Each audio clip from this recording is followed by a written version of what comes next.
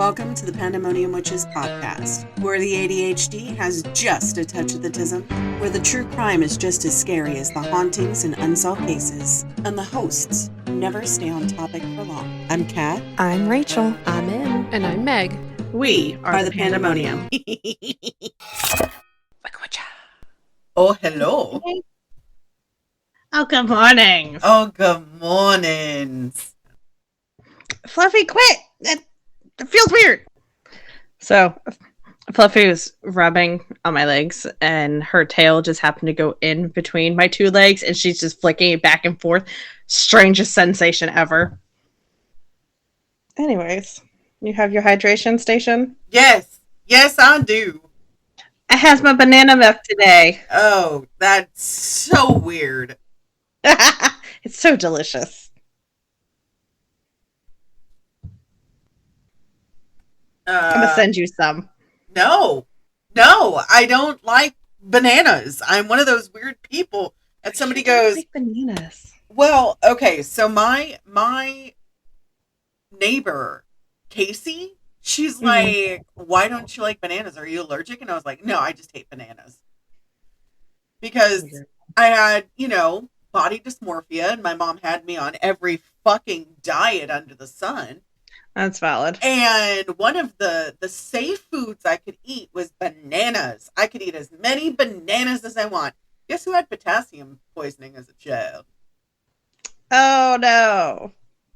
So, I hate bananas. Dr. Sister's ex-husband was allergic to bananas, and I cannot tell you how many times I thought about slipping something banana into a food that I know he would eat. I forgot I muted myself. I was like, wait. I can't hear myself. What happened? I did not, for the record, guys, but... Because we're not dicks. Even though he was. But,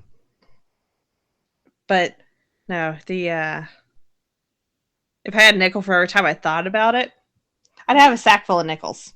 Then you'd be like Sam from frickin' iCarly, wheeling around a frickin' sack of nickels. Oh. No, because then I'd probably use the nickels to beat the crap out of him. So, yeah, that'd probably be a good idea that I didn't have it. So, we already caught up a little bit this morning, but yes. We're recording on the best day ever, which is May the 4th. I have not set up my computer in a new area like I wanted to. I wanted to switch it, so have the computer back here. Mm-hmm. And have the bookcases and everything over here. I can see more of the hallway now. You can see more of the hallway because I had to turn everything.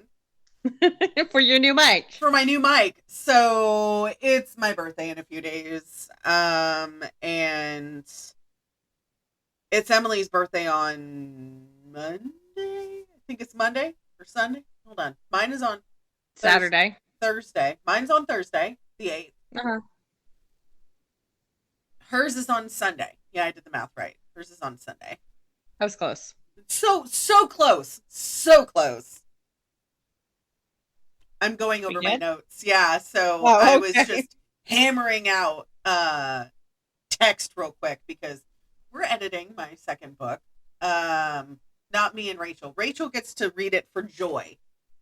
Yay! But it's... I mean, I had joy with proofreading the first one. Listen, there were a lot of times you couldn't read it because it was gratuitous sex. No, more like I was multitasking at work. Well, Emily was going to join us today, but unfortunately, she has a tattoo she's getting today. Yes. So, we like that. My child is under the desk. And by child, I mean Fluffy. Your cat, yes, not actual child.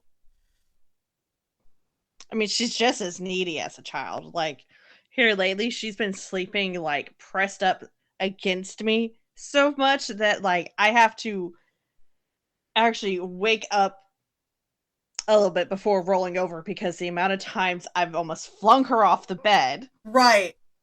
I remember there was or one rolled time over on top of her. we were talking on the phone. You were late to go to work, and she's like, "I'm sorry, Fluffy," and I was like, "What'd you do?" She goes, "I launched her off the bed," and I was like, oh, "Shit!" Well, she was on the blankets, and I want to go launch, like fling the blankets off of me. She just happened to go with them. Right. Oh my god. Sorry, dear. But no, Fluffy's been sleeping up near, like, like pressed up against my shoulder blades, and so I've been having to actually wake up to before rolling over because the amount of times she's either bit me or has squeaked so loudly that it's woken me up because What? I've accidentally rolled over on top of her. No. I'm like, and you would think she'd learn her lesson. Nope. Next time, pressed her right back up to the same spot. Like, ma'am, can we not? Ma'am. Why? I don't know. I just, she's an odd one.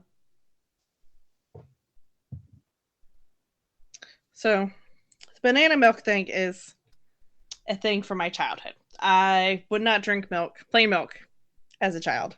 And Right. so, mom discovered Nesquik banana powder and I absolutely fell in love with it. And it was the only way she could get me to drink milk Drink milk, as a which child. I found out later when I was doing like my nutrition class in college that we're not supposed to drink milk. Not really. Yeah. But I mean, it is what it is. It's fine. And for somebody who has osteoporosis running in the family rampantly, mom wanted to make sure I got all the calcium as possible. right. Right, because, Lord knows. Yeah. We don't need more. We don't need I more. right. I already have enough issues. I don't need more. Right. No more. No more slices. No more slices, please. So it's my turn So, today. yeah. Oh shit, where'd it go? Hold on. Ah! Let me hold on.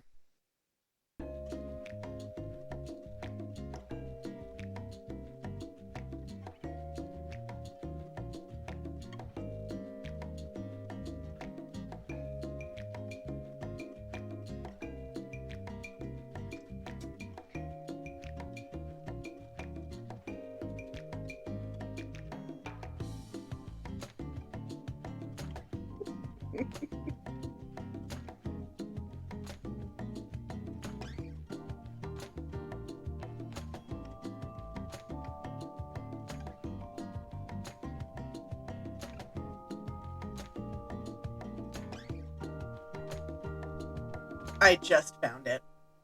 Yay! Perfect timing. As So, always. well, this wouldn't be a true pandemonium episode if we didn't have issues with our anything. Yeah, this is true. So my husband set up my mic and everything for me. It's pink. I Can't love it. here. It's so bright. It's got an LED light strip on it, but the case we're covering today happens to tie into a case that I talk about later, a later episode. What was that? Hold on. What is I know. what is going on? Rachel, you're sending me videos and I have the thing turned on. What did I do? Oh no. Oh no, what did I do? What did you Notification do? sounds. I turned on notification sounds yesterday when I was working. I was working in the Turn those office. back off real quick. I have my headphones on the wall, but I have the audio on 200. Literally, my thing goes to 200%. And I have everything turned on. So when I'm cleaning up, like my doom pile that was all the way out to the middle of the hallway, Right. I had the notifications turned on because my phone was charging in the other room. So I was like, anyways, So this case has been covered a few times, but various podcasters or by various podcasters, including but not limited to some of our favorites: Crime Junkie, Inside Homicide, Shockingly Wicked, Unspeakable, Horrible Things, True Crime All the Time. All of these things are like in your face. Along with a few personalities on YouTube, such as Anna Elise and Under the Ashtray, which is a new podcast video thing that I found. Okay. So today we're going to be talking about Megan Kanka and Megan's Law. This is a Pandemonium Witches podcast trigger warning. The following episode contains graphic violence and gruesome depictions. Listener discretion is advised. Yeah, Rachel made a face like, no, I don't want to. Well, tough bitch, because we're going to talk. Honey, can I have my glasses wipe? I have a giant thumbprint. It's on the side table. A twofer face. One because of the topic, but also because video or a photo that popped up on my For You page. Oh no. Somebody had a nipple ring. Oh, good. I'm assuming it's a guy that had a nipple ring, and he was holding it and the attached nipple in the palm of his hand. So they do have fake ones. Oh no, this was definitely not a fake one. Oh, because he has a picture of his chest with the nipple. The areola is still there, just the nipple portion just bloody. And this is why I choose to never get nipple rings or my nipples done. Period. So I highly don't recommend it. If you are from California, let me just hold on. Adjust. Yeah. I did not know those were edible. Apparently, fiddlehead ferns are edible.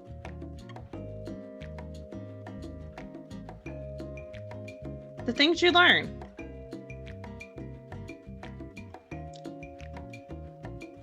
Ferns, yes, like the plants. He's fixing the mic. Hold on.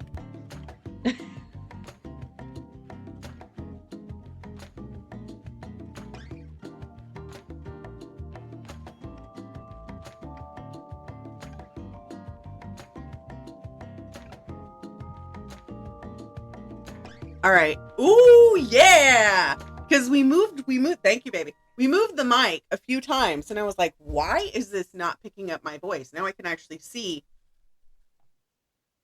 The lines. I could see yours on the screen, but I couldn't see mine, and I was like, what the fuck? Anyways, so if you are from California or from the neighboring states, Washington, Oregon, New Mexico, Arizona, Nevada, if you're in any one of those areas, we're not going to talk about the other one. Fuck that state. California Megan's Law is named after 7-year-old Megan Kanka, a New Jersey girl who was raped and killed by a known pedophile who moved in across the street from the Kankas without their knowledge. So they didn't even notify. Typically, you're supposed to notify the parole board and these sex offenders registry and let them know, hey, I'm living here now. Because if you're within a certain amount of... Oh, I was just going to say in the state of Florida, you have to update your stuff twice a year. Yeah. In California, it's anytime. It's anytime you move. So if you move and you do not notify the parole board of California, you get back into jail. Mm-hmm. Back to jail. Same thing if you don't notify them. So you have to re-notify every 6 months. Mm-hmm. And if not, you go to jail. Right. Back to jail. Back to jail. Directly back to jail. So Megan's parents embarked on a national crusade to change federal and state laws to allow for community notification of released sex offenders. Because before it was just like a once a year thing. Like you didn't have to really notify anybody. Toe beans. No, those are her breadsticks. She just has them straight out. Just straight out. Fucking love cats.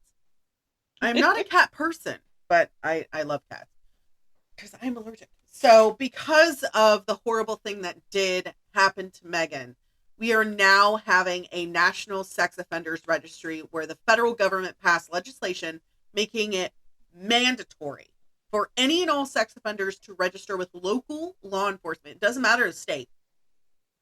Because of her and because of her parents, all states now have to have the offenders register, and they all have a Right. form of Megan's Law.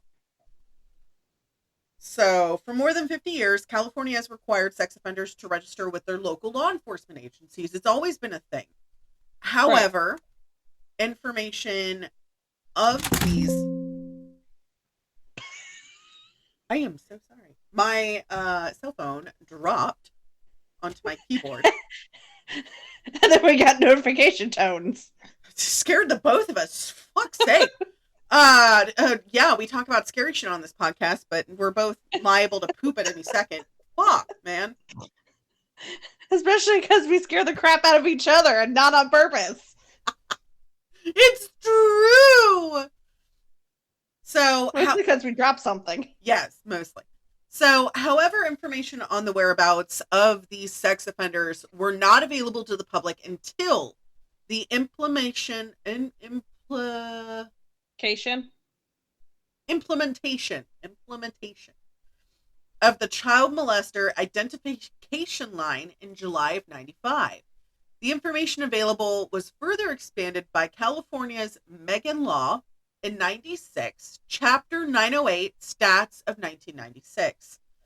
A new California law, Assembly Bill 488, which was sent in by Nicole Parra, was sponsored by the Attorney General, now provides the public with internet access to detailed information on registered sex offenders. And I do mean detailed. So one of my guy friends that we went to college with, actually, oh my god, my chair keeps falling down. Okay.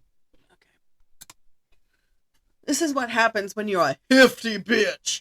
So one of the guys that I was friends with, we all went streaking junior, senior year. It was a junior or senior year.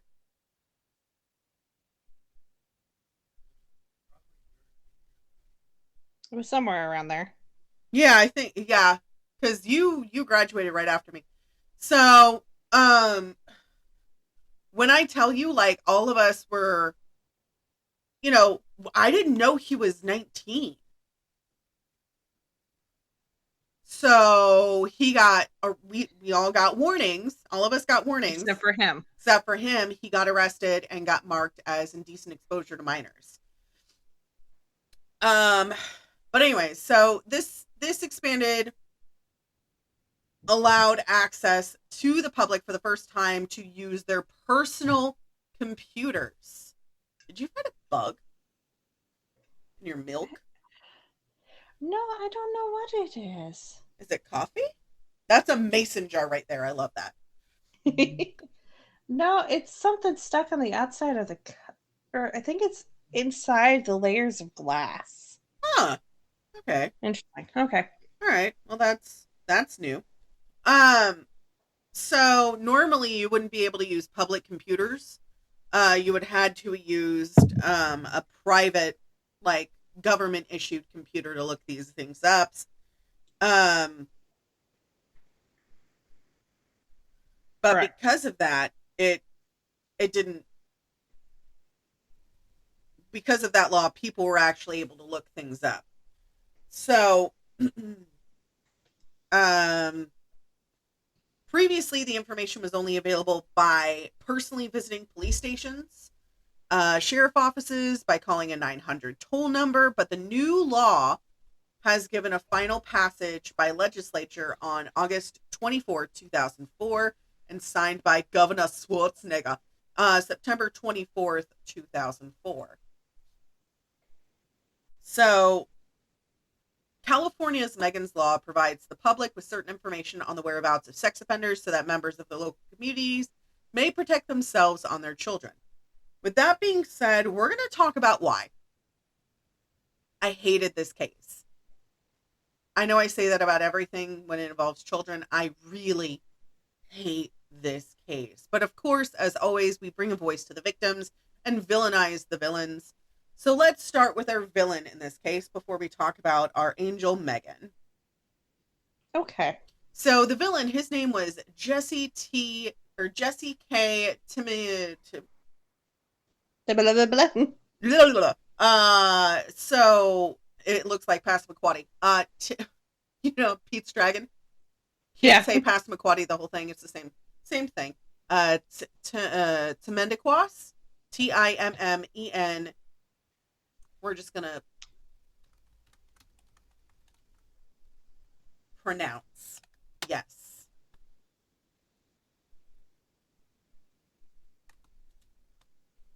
Here we go. How to pronounce. Ready? Yes.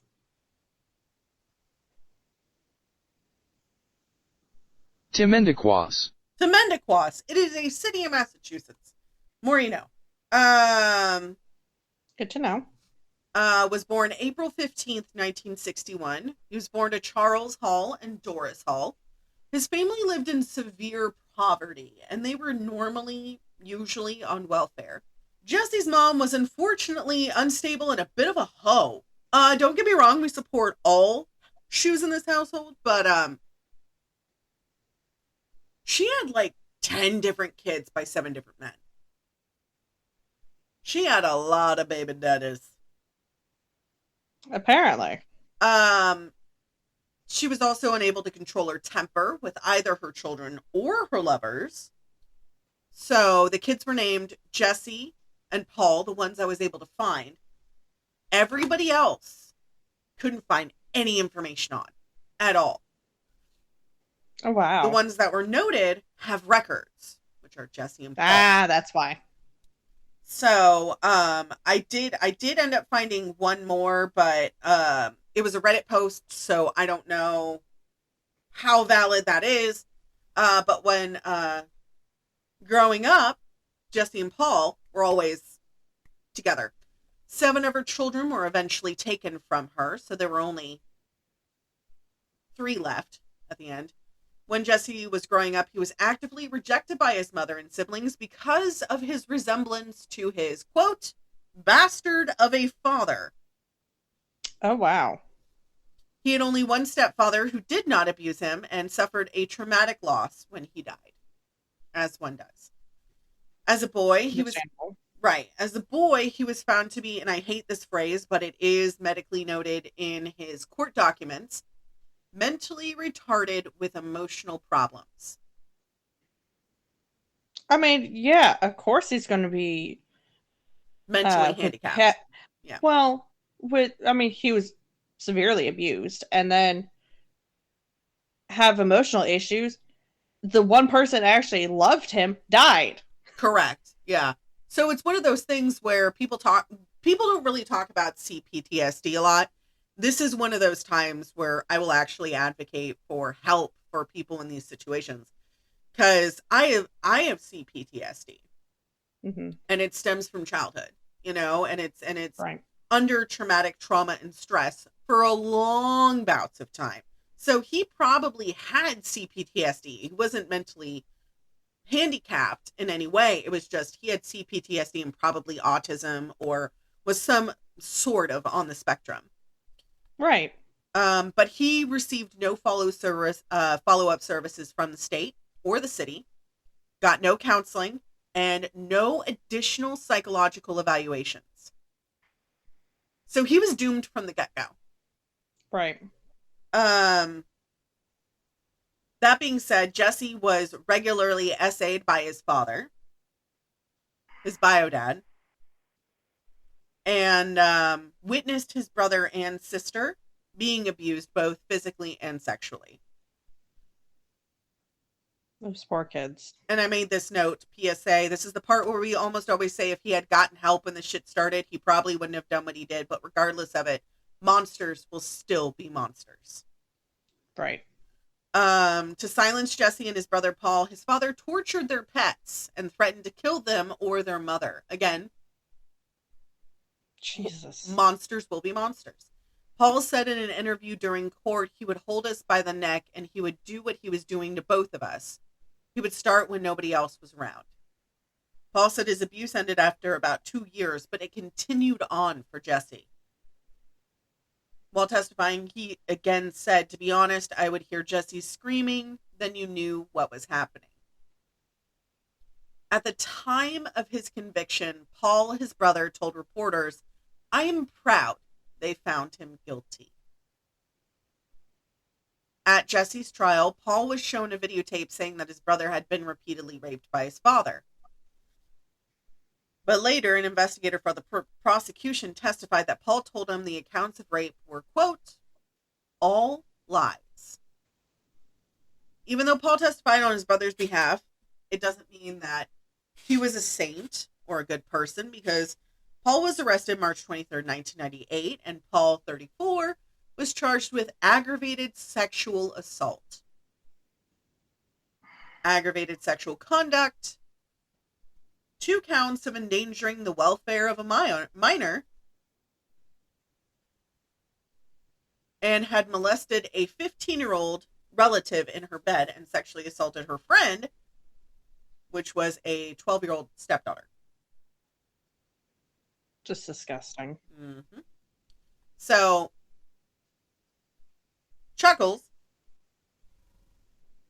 which was his nickname, the dad, Charles, now calls himself Edward James Howard, and he vehemently denies, literally, vehemently is in quotes, denies having abused either of his children or any of them. Charles was also known as Skip, and he was a career criminal who, according to one published reporter, took the name Temendiquas after seeing it on a tombstone and liking it so much he changed his name. Okay. Right.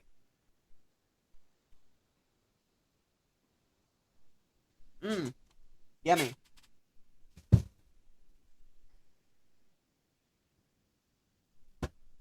That's great. Oh, my back. So, he was a criminal who drank excessively and demonstrated a, quote, total disregard for family and their need for even their lives. When Jesse was about 8, he witnessed his father, quote, brutally rape a neighborhood girl. So in 1978, by the time Jesse was 17, the family had moved a total of 21 times, making it impossible for the boy to find support from friends or school officials. But because of his mother's neglect, Jesse was forced to assume the role of caregiver, despite the fact that he was, quote, totally incapable of fulfilling said role. So, Billy Mays here, it gets worse. Of course, it always gets worse. In 1979, October of 1979, Piscataqua, I know I missed, for all of our New Jersey peeps, I am so sorry. I know I said that wrong. Piscataway. Piscataway, there we go.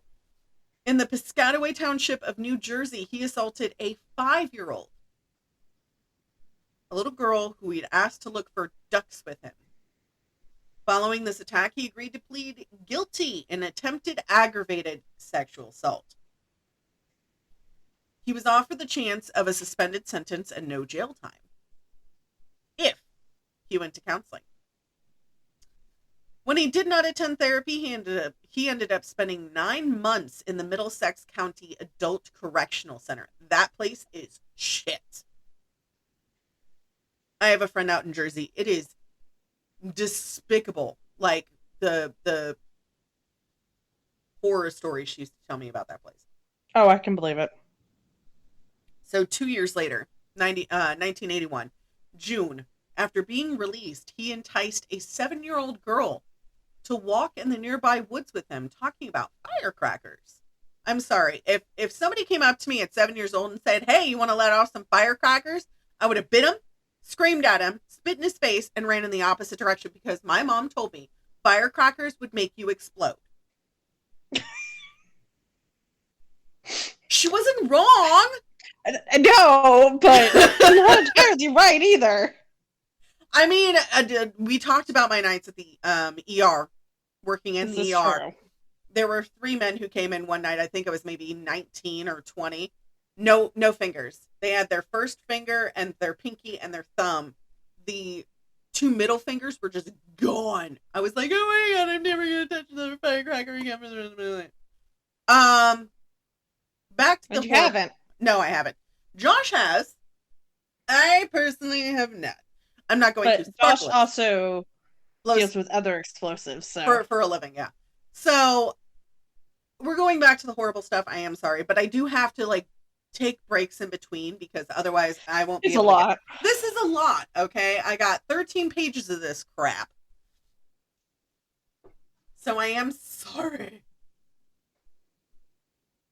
Let me just shorten this and move this over there and move this like this so that way I can at least look at you while I'm reading the page. Aww. So there we go. Okay. Where were we? So he attacked and choked her and left his victim when she turned blue, thinking she had died. The girl was unconscious but alive when her mother found her. So he pleaded guilty to attempted sexual contact and attempting to cause serious bodily injury.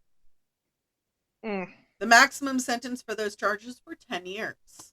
The judge called Jesse a compulsive, repetitive sexual offender who constitutes a danger to the public at large and to young children in particular, and imposed a full sentence. That whole phrase was direct quoted from the actual court documents.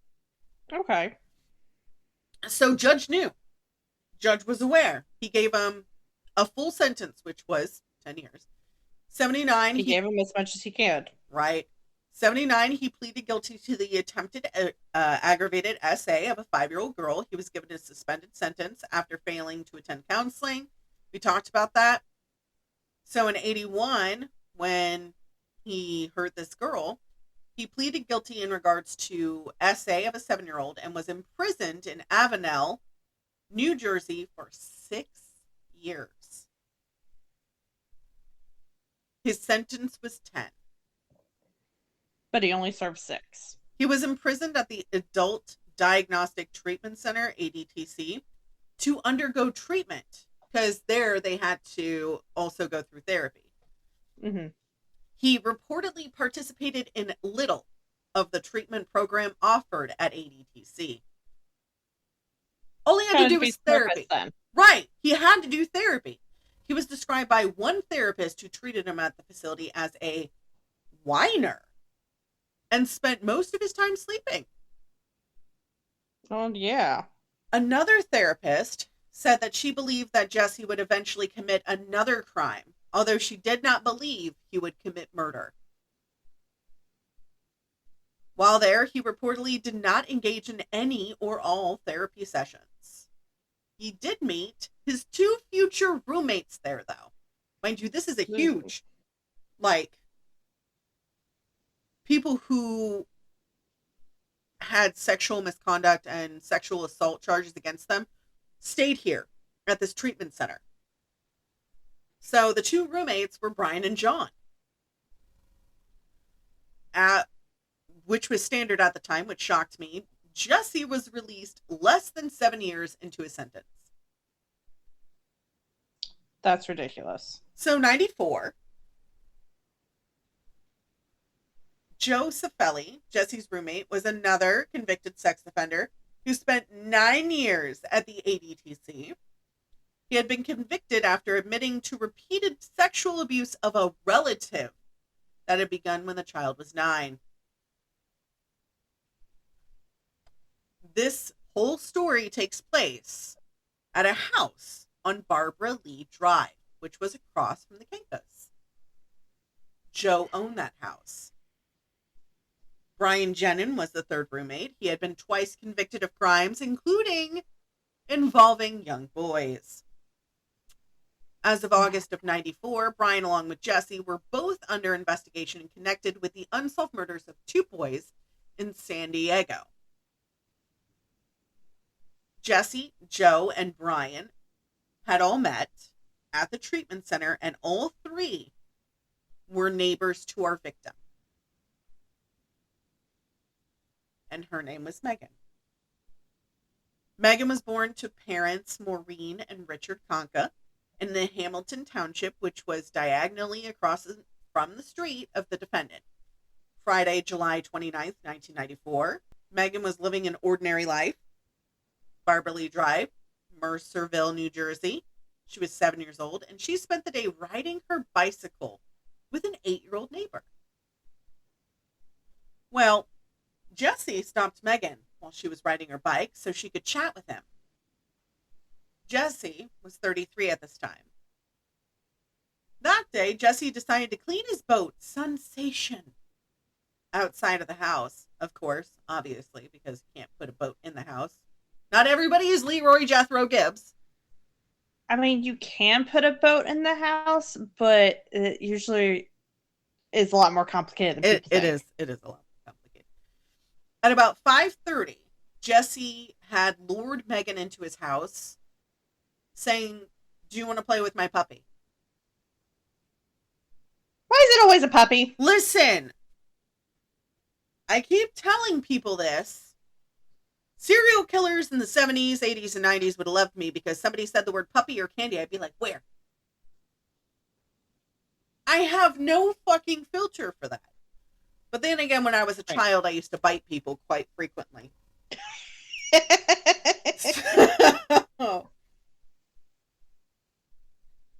I would just stare at them until they were uncomfortable and went away. Right. Okay.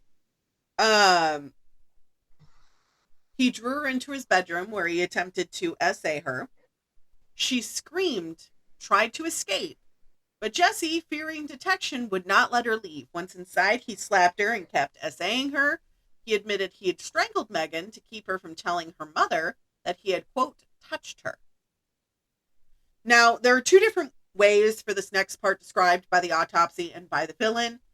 Number 1, Megan fought for her life as Jesse strangled her with a belt until she lost consciousness, and then during the struggle, Megan hit her face on the dresser, her head on the door, which caused bleeding.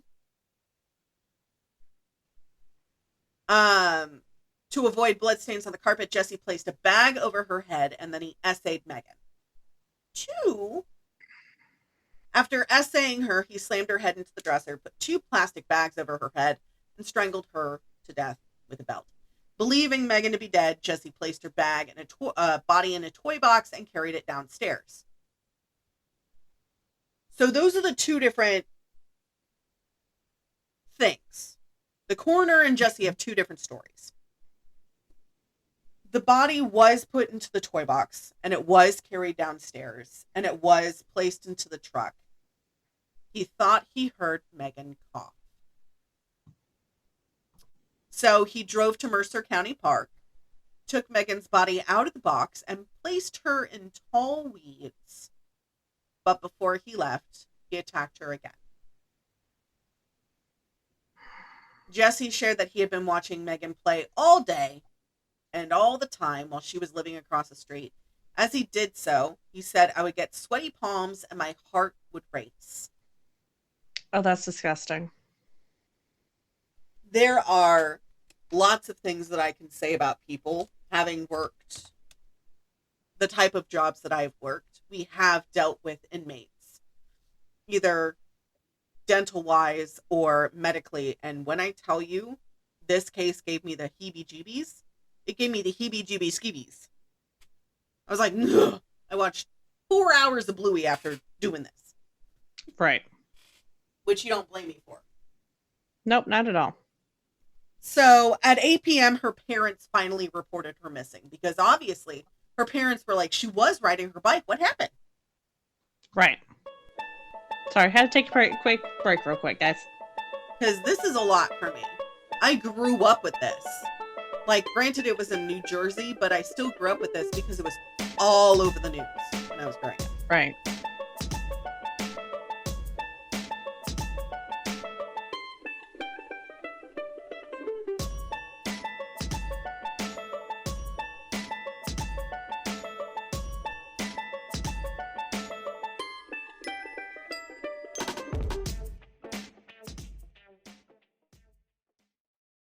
So Megan's family called the police when she didn't return home.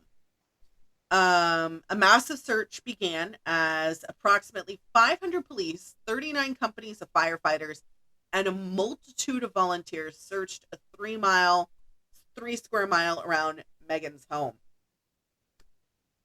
You and I both know attackers and monsters like to insert themselves into the investigation. Right. What do you think this bastard did? The exact same thing. Right.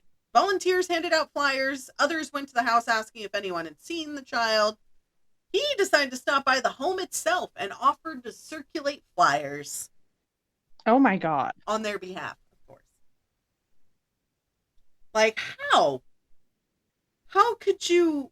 One of my kids just messaged saying, "What are you doing?" And I was like, "Recording."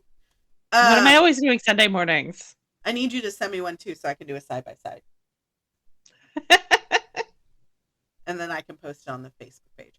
So Megan Kanka, her mother, went on television asking for the safe return of Megan. Please help us find our daughter. We want to bring her home safely. Whoever out there has her, she is a wonderful girl. She's only 7. Let her come back. Officials arrived and joined neighbors in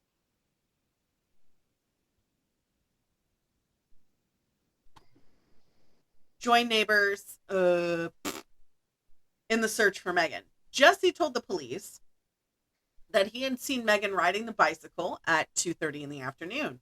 That statement conflicted with his prior statement to Maureen, her mother, that he had said he'd seen Megan. Okay, so the statement conflicted with what he had told Megan's mother. So police asked Jesse if he had seen Megan any other time. He said he saw Megan riding her bicycle in front of his home between 5:30 and 6 p.m. Police obtained the consent of the homeowner, Jesse's roommate, to search Jesse's living quarters. Police questioned him again.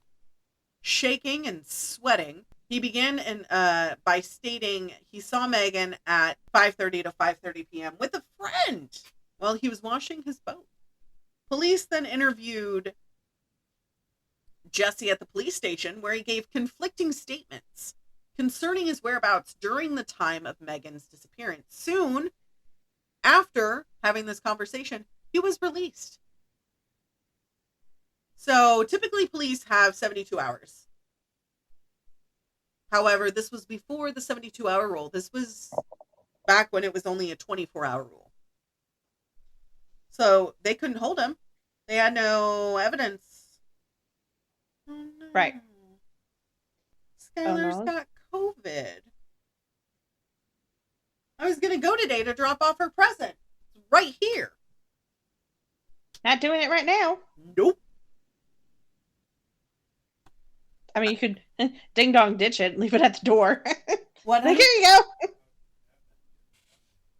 She did. She had to go to the clinic for something. No, I'm saying you could just drop it off at her front door and be like, here you go. That was a truck driving by your house. Do-do. Yeah. The next day, on July 31st, 1994, at police headquarters, Jesse finally slipped up. He told police that Megan was dead and he left her body at the park.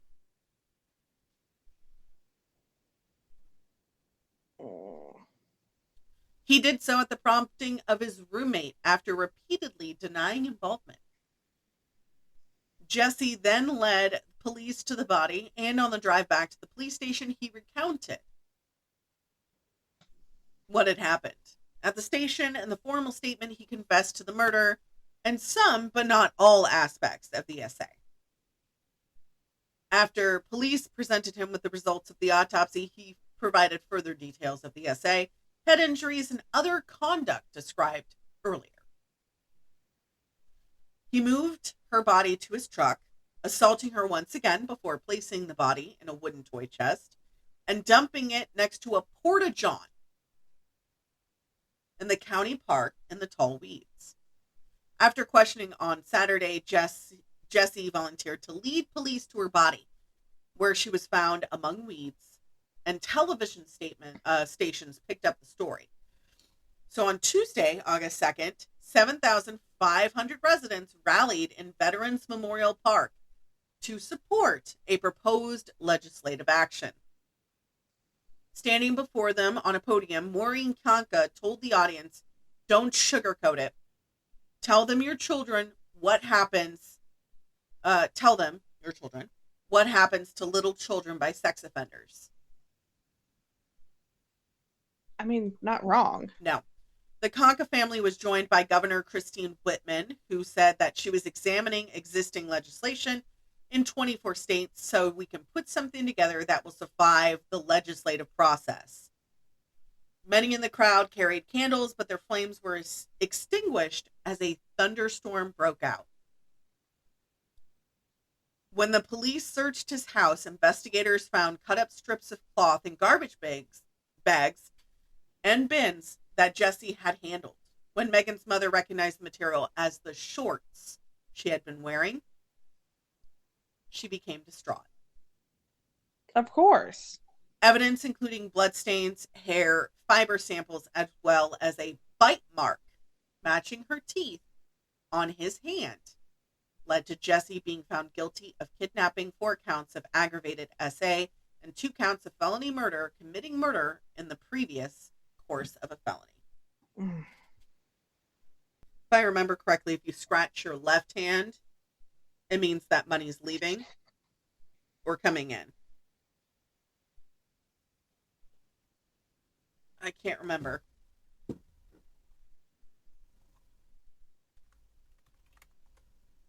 Quick to Google.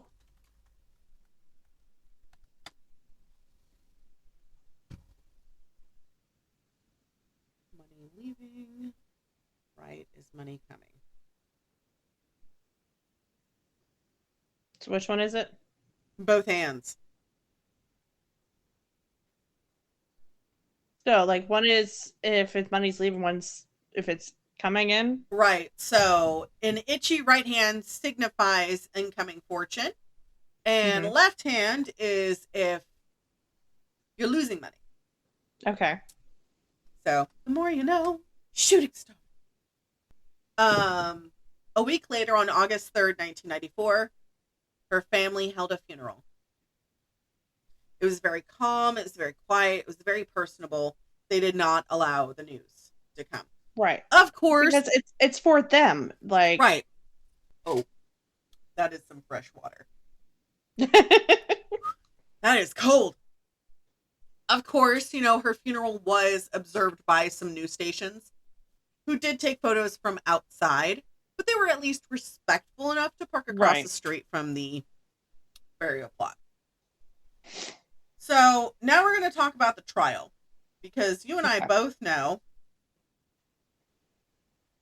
we hate the monsters in these stories, not just like normal hate. We really hate these people. It's a good thing that most of them are dead. Yeah, well.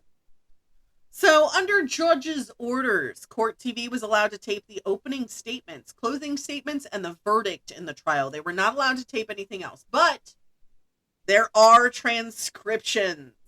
Of course, because you have the court transcripts. Right. So on April 12th, 12 jurors, 6 men, 6 women, and 5 alternates were selected. Carol Kreitch, a forensic social worker, testified that the defendant's mother was a promiscuous alcoholic who had 10 children by 7 different men, that Jessie's father was a violent drinker with criminal history. Carol testified based on the information provided by the defendant's mother. His mom testified against him. I mean, that's got to show you how fucked up you are. Right. She provided information that he was raised in poverty. They lived 4 times in a shack. And the defendant was often cold, dirty, and hungry, and without adequate medical care. Other sources had stated to Carol that the defendant's father was sexually abusive to him and his brother Paul, and that the 2 brothers once saw their father rape a 7-year-old girl, and that the father tortured and killed all of their pets. and that he once forced the brothers to eat their pet rabbit after he killed it. Like raw? No, like cooked it, but yeah. No, I would see your face on why you would say that, yeah. So Carroll therefore concluded that the defendant had a severely dysfunctional family life. She also added that the defendant was diagnosed with emotional problems as a youth and was classified as educable mentally retarded, which you and I both hate that phrase. So he was mentally handicapped, but conceded that a conflict existed with respect to that classification. She also acknowledged that she had not testified on direct regarding academic reports that indicated the defendant had made good progress in school. She further admitted that although Paul originally said the defendant should not be sentenced to death, she had since heard his brother changed his mind. So his own brother wanted him dead. That should tell you the type of people he was. Defendant's second expert, Dr. John Podboy, a psychologist, relied upon the Kreitch report, but never evaluated the defendant personally. Podboy, upon researching the report, found the defendant suffers from pedophilia, borderline mental retardation, fetal alcohol effect, and schizoid personality disorder. So he probably had fetal alcohol syndrome, DID. Which fucks your brain up entirely. Right. As one of my old friends used to say, really pretty skin tugged over a really elongated skeleton, number one. Yeah. Number two, the brain was beautiful until it got put into an Etch-a-Sketch and then shook beyond its life. So, yeah. Dr. Podboy testified that the defendant likely had, quote, generalized anxiety, including post-traumatic stress disorder. Really? Really? I mean, yeah.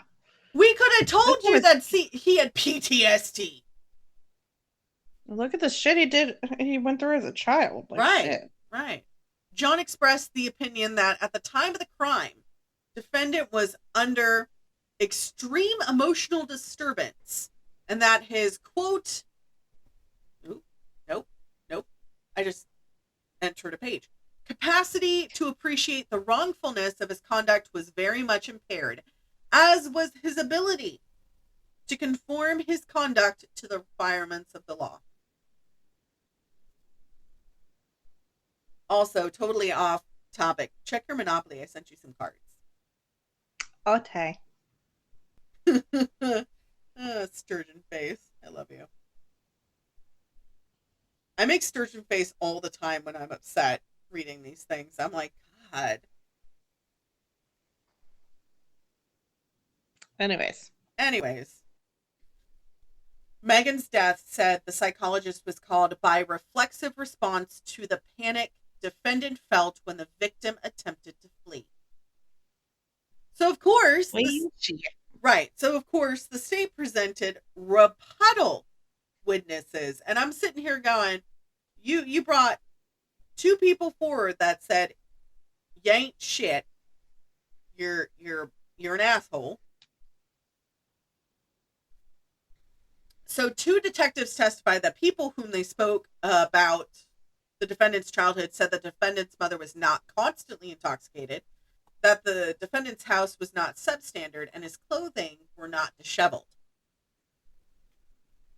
Like, the math I call bullshittery. Right. The math ain't mathing. So, that being said, according to one of the detectives, Paul told him that their father physically abused Paul and Jesse, and that their mother broke the defendant's arm when the defendant was 17 years old. Jesus.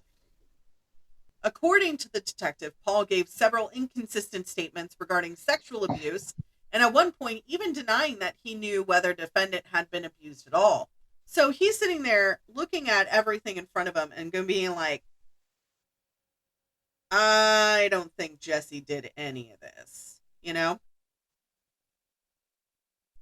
So Paul also claimed that he was drunk when he spoke to Carol Kreitch, the psychologist. So Dr. Robert Sadoff, another psychiatrist, said that there was no evidence to support Jesse's claims of extreme emotional disturbance and diminished capacity. Robert said that the defendant's description of his own conduct demonstrated that he was in control of the situation and simply acted logically to avoid apprehension. He also stated that Jesse's IQ was 74 and showed that he had borderline intelligence and did not prevent him from functioning or appreciating the nature of his conduct. Okay, so a full-scale IQ score of 70 to 75 indicates a significant limitation of intellectual functioning. An average person has an IQ between 90 and 109. And the scores of 70 to 79 are considered impaired or lack of judgment.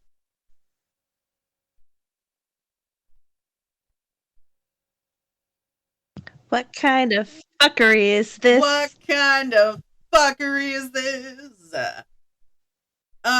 The vast majority of people of the US have IQs between 80 and 120. An IQ of 100 is considered average. I have 112. So, but that test was like when I was 19, 20. Sippy, sippy. You could probably hear me gulping. I don't know, I'm over here rustling around for something, so so I have myself muted. Oh, you're fine. So in his allocution statement, the defendant, Jesse, stated, okay, this is a direct quote. Okay, I am sorry for what I've done to Megan. I pray for her and her family every day. I have to live with this and what I've done for the rest of my life. I ask that you let me live so I someday can understand and have an understanding why something like this could happen. Thanks. Yeah. I'm sorry. Yeah. No. Yep. You deserve to go to the bottomest level of hell, sir. Yes. Agreed.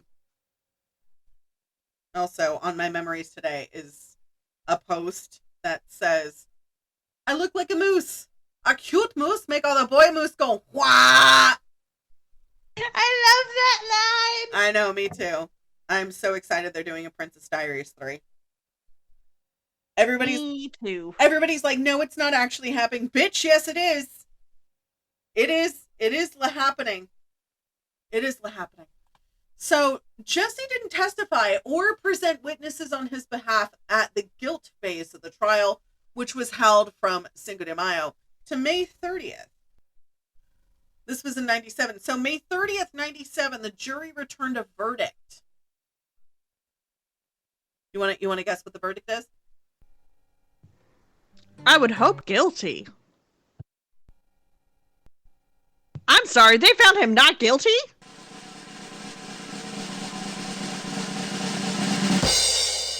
They found him guilty of purposeful or knowing murder, 2 counts of felony murder, first-degree kidnapping, and 4 counts of first-degree aggravated SA.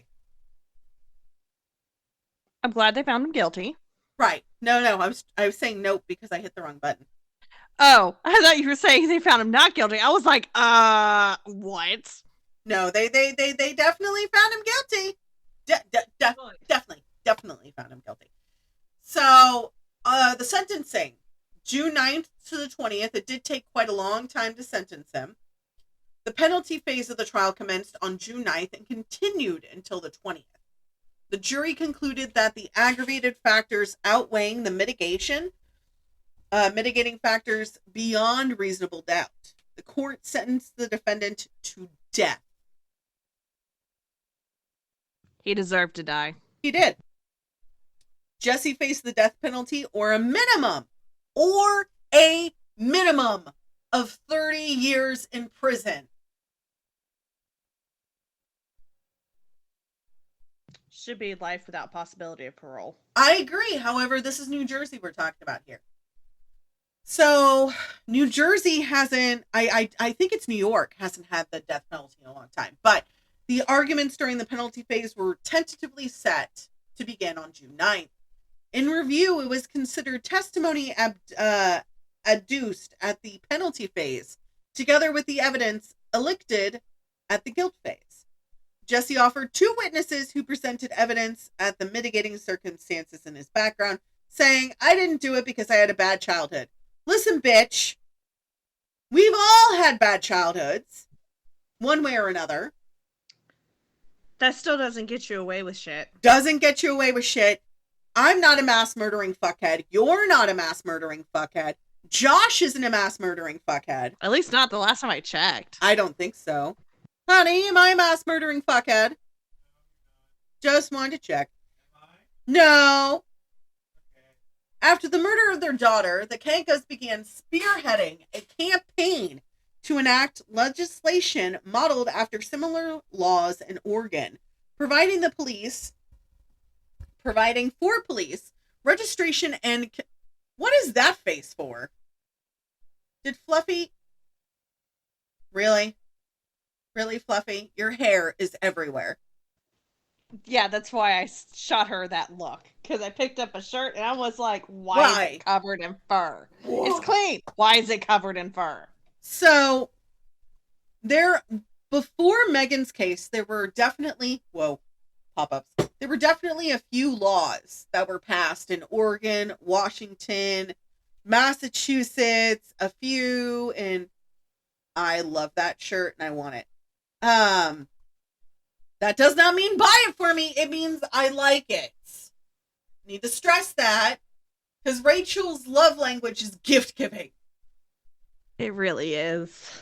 Meanwhile, my husband, your sister. Oh shit! I realized my oven is on. Gotta go. Speaking of, I need to bake bread. So after the murder of their daughter, the Kankas began spearheading this campaign, taking factors from the Oregon legislation, providing police registration and community notification when sex offenders were released into any neighborhood.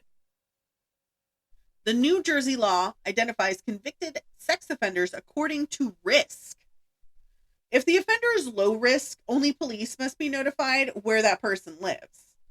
If the offender is deemed a medium risk, then schools, daycare centers, along with the police, must be notified of the person's presence in the community.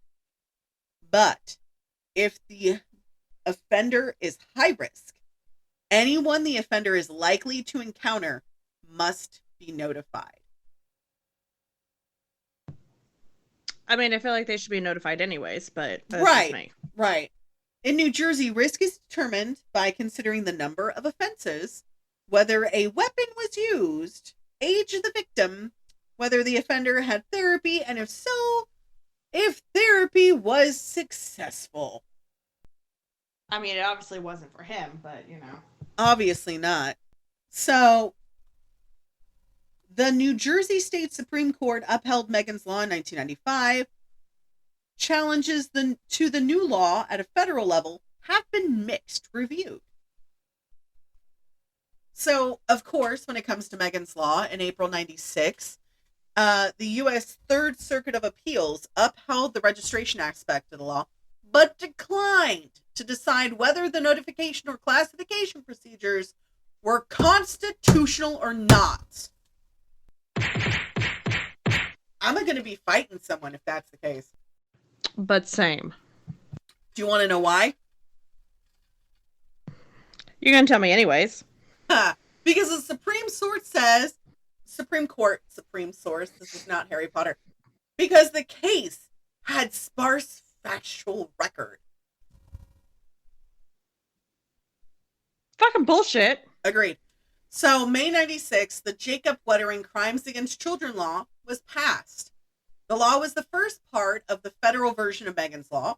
September 13th of 96, Megan's law notification became a part of the legislation passed.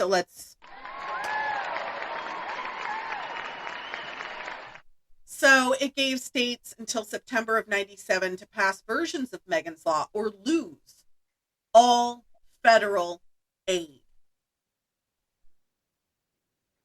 Well, okay then. At least 47 states, plus the District of Columbia, have already passed legislation that requires registration of convicted sex offenders in some sort of notification. Under the Right. federal law, it is up to the states to decide the risk level of an offender and what kind of community notification should be used. When I lived in California after Megan's Law was passed, this is how we found out that the neighbor that always gave out full size candy bars that we loved going up to his house, he was a sex offender and he was a high risk sex offender, and he actually had to move out of the neighborhood Yeah. because I lived across the street from the school. He was less than a mile. He was maybe 10 houses down. Fuck.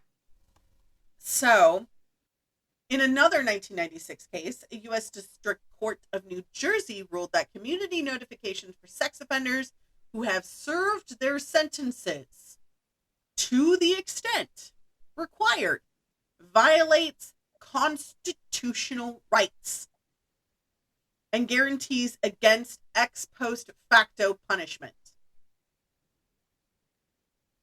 A leopard doesn't change its spots. Correct.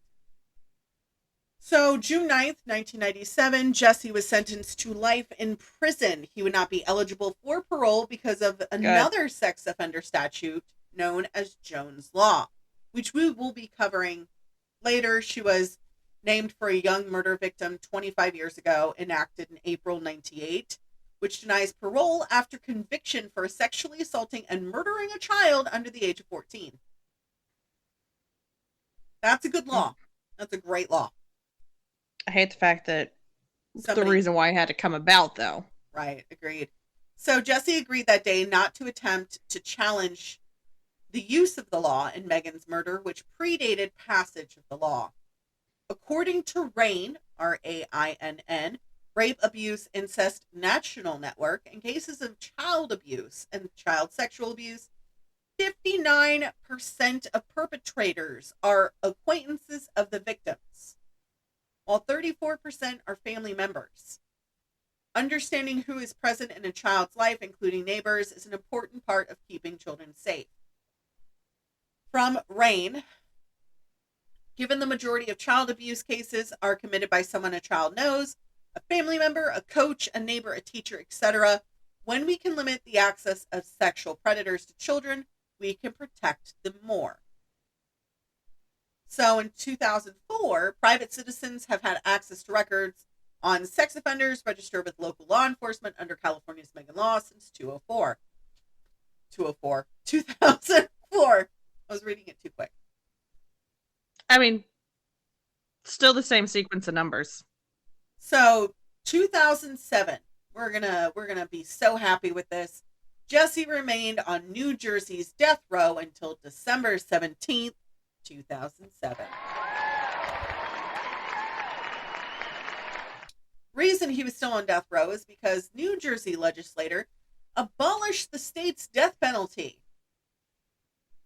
in early 2007. I was like, did he die? Yeah, he remained on New Jersey's death row. I just said that. That's fine. I know, but I was making sure that was the reason why he got taken off of death row and not just life imprisonment. So this ban resulted in Jesse's sentence being commuted to life in prison without the possibility of parole, which we love. On February 8th, 2016, the international Megan's Law to prevent child exploitation and other sexual crimes through advance notification of traveling sex offenders was signed into law by Barack Obama. Yay. So referred as International Megan's Law, it orders registered sex offenders to report international travel plans prior to departure. The notice of conviction of sex offenses against a child is now included in the offender's passports. As of today, it has been 30 years since Megan was murdered and her parents lost them. But her parents say that her legacy is protecting other children. Maureen and Rich still live in the home they shared with Megan. Pictures of their children and grandchildren are displayed in frames. The photos of Megan's siblings range from childhood to graduation and adulthood, but the pictures of Megan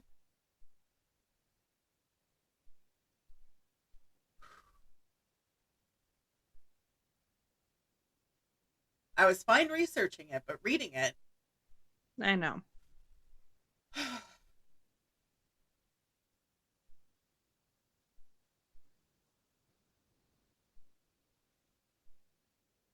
she was 7, dude. I know. Ugh. So the Kankas said they're grateful to be able to spoil their grandsons and enjoy quality time with their daughter and son, Megan's two oldest siblings.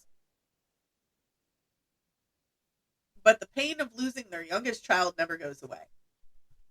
Right. They said they've learned to live with it. I mean, I get it, but it's still like, it's so stinking sad. I know. There's always a conversation that we have about what could have been. Would she be married now? Would she have children? What would she be like? And for me, she was a little me. She looked like me at my age. So, Maureen has considered moving a few years before Megan was taken because they needed a bigger house. They needed more space. They had 3 kids. They only had 3 bedrooms. Right. Instead, they stayed because they loved the neighborhood and they put on an addition for extra room. Maureen But and Rich I'm sure that they were constantly upset. um, blaming themselves for a little bit. I love you. My husband brought me toilet paper to wipe my face. I love you. I'm gonna watch Bluey. But I'm sure that they were blaming themselves for a while because if they had moved, would she still be alive? Right. And I mean, my friend, the native friend I grew up with, her parents used to say that all the time because she grew up on the reservation. Right. So they were like, if we moved to a different reservation, maybe one of the ones that was up, Northern California, maybe one of the ones that was up in Oregon or Washington, would she still have been targeted? And I was like, probably, because there was a serial killer until 2012 when he was caught that targeted Indigenous and Black women, Right. POCs, Mexicans, Blacks, Indians.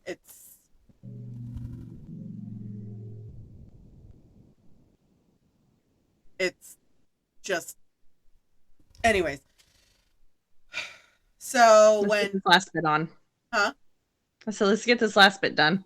So when Maureen and Rich learned about the man who had murdered Megan, that he was a convicted sex offender who had served prison time, they said they had to act and they had to do something for Megan.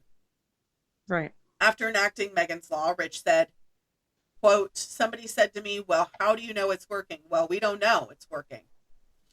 We just know that the ones that got away. We'll never know Right. who you saved, but you know the ones you didn't save. Exactly. So, of course, the Kankas recognized that Megan's story has done more than just create laws. It started a nationwide movement and 3 decades worth of conversations with kids about safety, strangers, and how to avoid danger. It was the directive from Maureen 30 years ago. She didn't do it. She tells others to not sugarcoat it and tell your children. To this day, her message and the mission is still the same.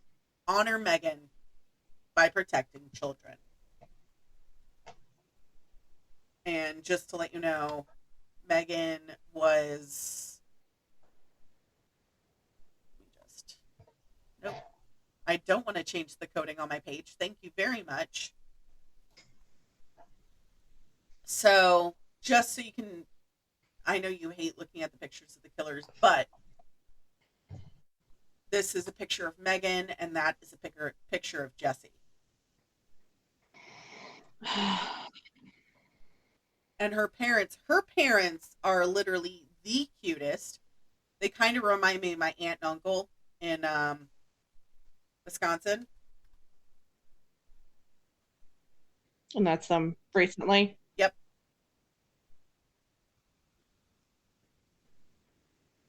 This was them 30 years ago. You can tell by her hair. It's very Farrah Fawcett. Well, of course. The Farrah was very common back in the early 90s. Everybody loved the Farrah. And his hat's not sitting on his head, it's perched on his It's hair. perched because he had the mullet, you know. And I mean, like the hairstyles back then, And that's how my dad's hats sit on his hair. They don't sit on his head, they sit on his hair because they just sit. right, right. So of course there's a lot of things that are put up in Megan's honor. Right. There was the Rotary Club of Hamilton, Washington Township Sunrise that has given a name for her called Megan's Place. Mm-hmm. And there's also a hopscotch that is put into. No, stop opening. Keep hitting the wrong button. Keeps opening the coding source. I don't want the coding source.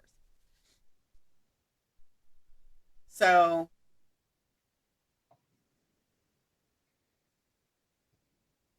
but it was finally put into the New York Times on a very auspicious day that Megan's Place was enacted for Megan Kanka. The Rotary Club collected $100,000 to buy the house. Right. And create it. But that house was put over the house where Jesse lived, where it was later demolished. Good. So instead of looking out across their front lawn, they now have a garden. It's so pretty. I just sent you the picture.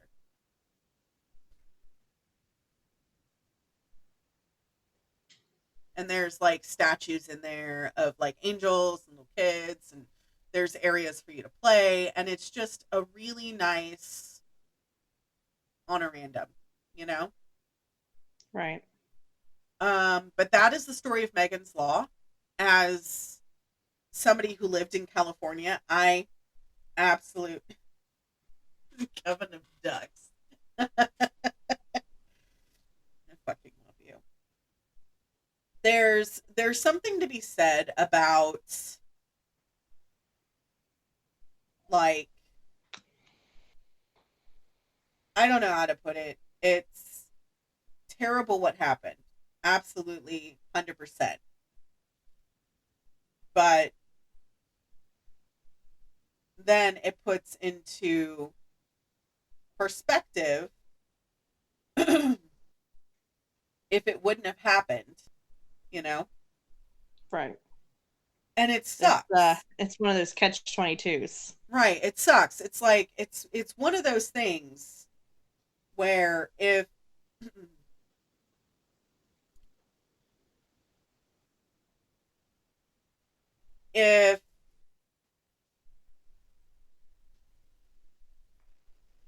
we're glad the law exists now. Yeah. But we hate the fact of what had to happen in order for it to come about. Right. But that is the story of Megan Kanka and Megan's Law. I hated researching it. I hated reading it. No.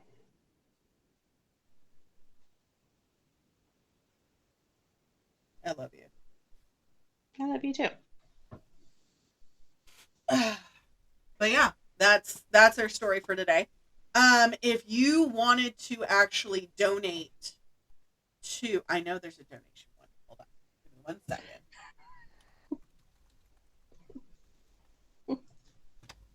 So, if you want to donate to organizations like Megan's Law, you have to do a donation to parentsformeganslaw.org, which I will have in our description.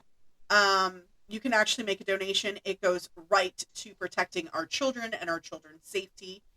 And again, as always, I hated researching this. Glad I got to, but still hated the topic. But if you decide to donate to meganslaw.org, they take credit cards and PayPal, and most forms of currency. If you do need to call the Victims Crime Center, or if you need to send them an email about getting sponsorship, it's pfmeganslaw@aol.com. They have a 24-hour hotline for rape crisis. They have domestic violence 24-hour hotline, and they do have an office that does maintain office hours. But CVC is for empowering victims and crime prevention. So it's for the parents who are involved in Megan's Law. And after that, I'm done. That's it. We're done for the week. Done. I'm done. I'm going to go watch Bluey and try not to sob myself into a pile. I understand. And with that, stay feral. Bite the hand. And we'll see you guys next time. Okay, bye. Okay, bye. Next time on the Pandemonium Witches. Were murdered in their rural home just outside the small farming town of Holcomb, Kansas. Holcomb. Yep. That sounded like, I'm sorry for the people that live in Kansas, that sounded like you're hawking up a loogie. So lock your neighbors, bitches, please. Lock your neighbors. Lock your windows. Lock doors. Lock your windows. Lock. Josh is laughing in the other room. Lock. You know what I meant. His billfold and several items were found scattered about in his first floor bedroom, but no cash was found. Dick was 28 at the time of the murders and 33 at execution. Sorry, I keep laughing every time you say his name, but I'm not. Oh yeah, no, I'm purposely calling him Dick because his name's Richard Eugene. So he's Dick.